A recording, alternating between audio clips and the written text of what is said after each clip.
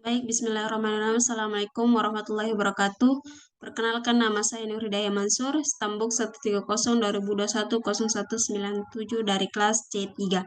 Baik, di video kali ini saya akan mempresentasikan hasil kerja saya, yaitu di mata kuliah pemodelan data lanjut yang berjudul Analisis Big Data, Teori dan Aplikasi.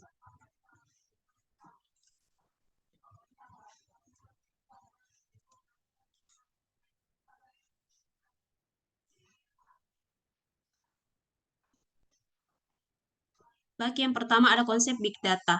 Banyak perdebatan yang signifikan tentang apa itu Big Data dan apa jenis keterampilan yang diperlukan untuk penggunaan terbaik dari Big Data tersebut. Banyak yang menulis tentang Big Data dan kebutuhan untuk analisis yang canggih dalam industri, akademis, dan pemerintah maupun lainnya. Ketersediaan sumber data baru dan muncul peluang analisis yang lebih kompleks telah menciptakan kebutuhan untuk memikirkan kembali arsitektur data yang ada untuk meningkatkan analisis yang dapat dengan optimal memanfaatkan big data. Dan ada beberapa konsep untuk big data, mengapa analisis canggih diperlukan, perbedaan data scan face boost name atau intelijen atau BI, dan apa peran baru yang diperlukan untuk ekosistem big data. Berikut berbagai perkembangan data dan munculnya sumber data yang besar dari tahun ke tahun yang ditunjukkan pada gambar di samping. Nah, pada gambar di samping ini ada perbedaan pada tahun 1990, pada tahun 2000, dan pada tahun 2010.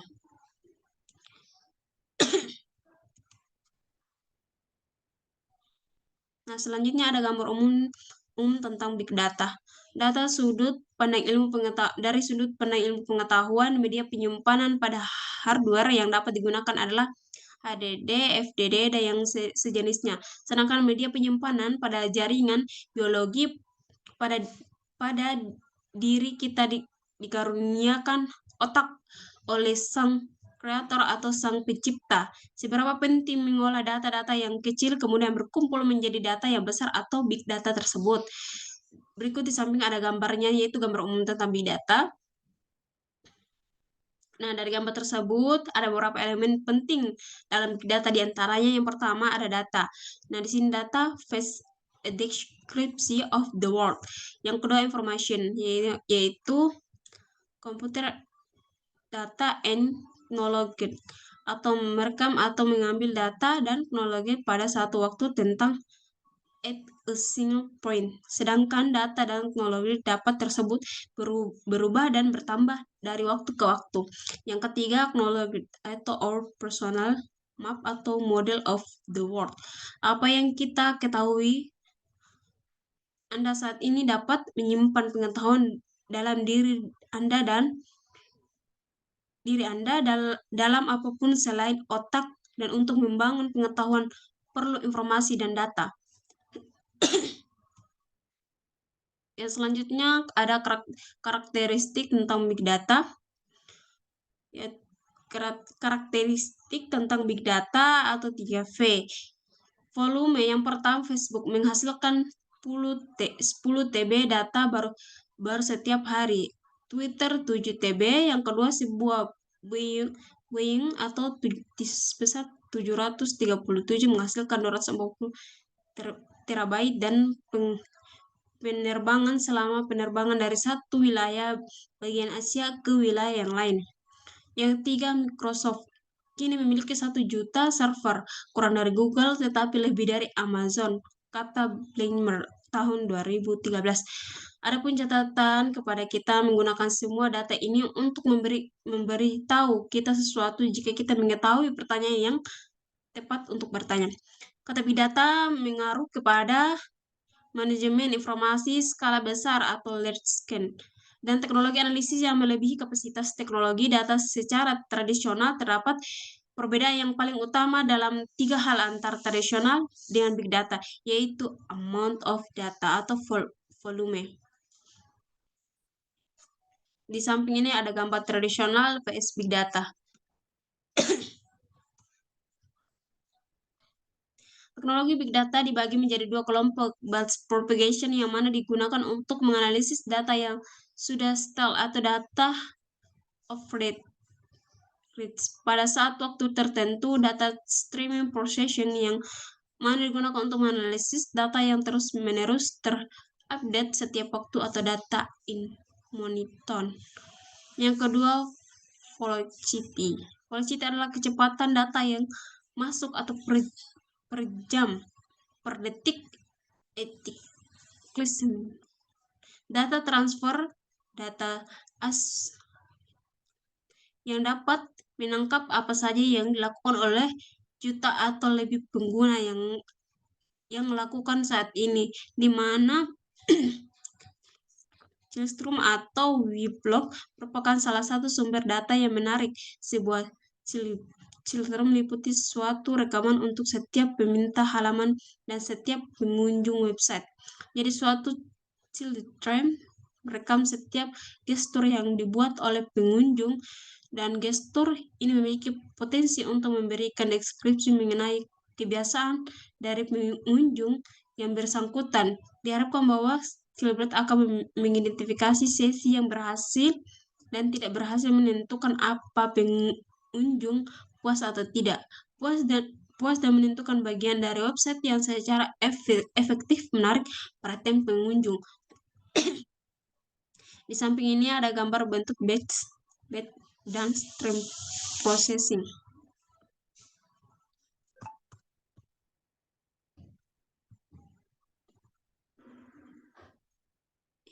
Yang ketiga, variety. Variety merupakan kumpulan dari berbagai macam data, baik data yang terstruktur, semi terstruktur maupun data tidak terstruktur, atau bisa dipastikan lebih mendominasi atau tampilan data semakin komprehensif atau lengkap dan menyeluruh. Di samping ini ada gambar variety data, yaitu data yang terstruktur, semi terstruktur, dan tidak terstruktur. Yang keempat, rangkuman 3V dan variety. Di sini ada gambarnya, ada volume, variety, velocity, dan varacity. Yang selanjutnya, ekosistem tools big data analytics. Ada fokus dari adanya virtualisasi ekosistem dari tool big data adalah terkait suatu gambar sistem yang mempelajari interaksi antara suatu tools big data satu dengan lainnya. Interaksi suatu tools big data yang ada dengan lingkungan atau misal data kondisi khususnya dan lain-lain.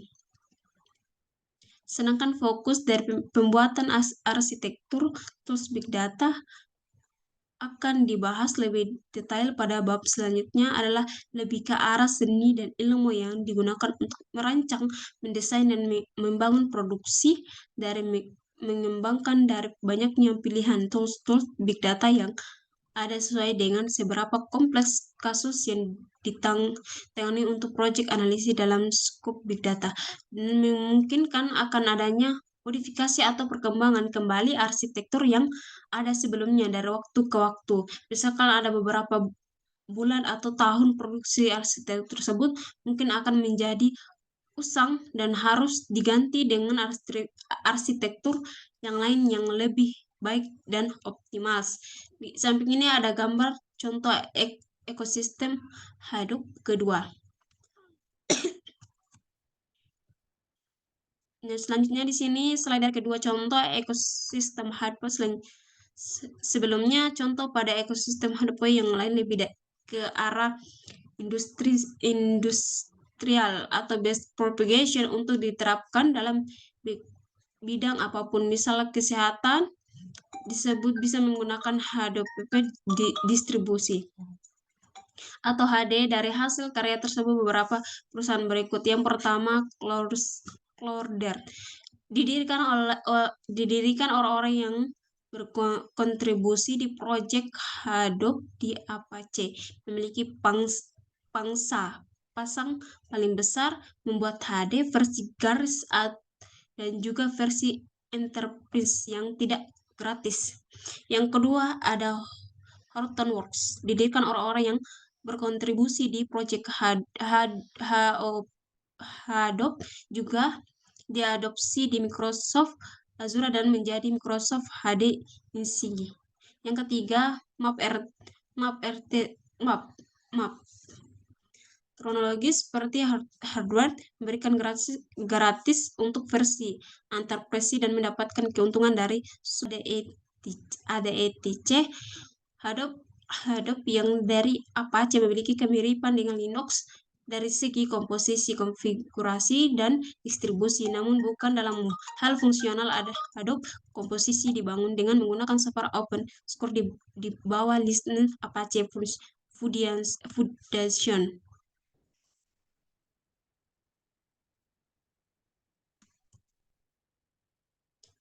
Yang terakhir, berikut ada gambar dari ekosistem tools Big Data menggunakan salah satu variasi dan susunan ekosistem Hadoop atau Apache Hadoop. Ekosistem yang ditunjukkan oleh gambar pada di samping yaitu contoh ekosistem Hadoop ke satu.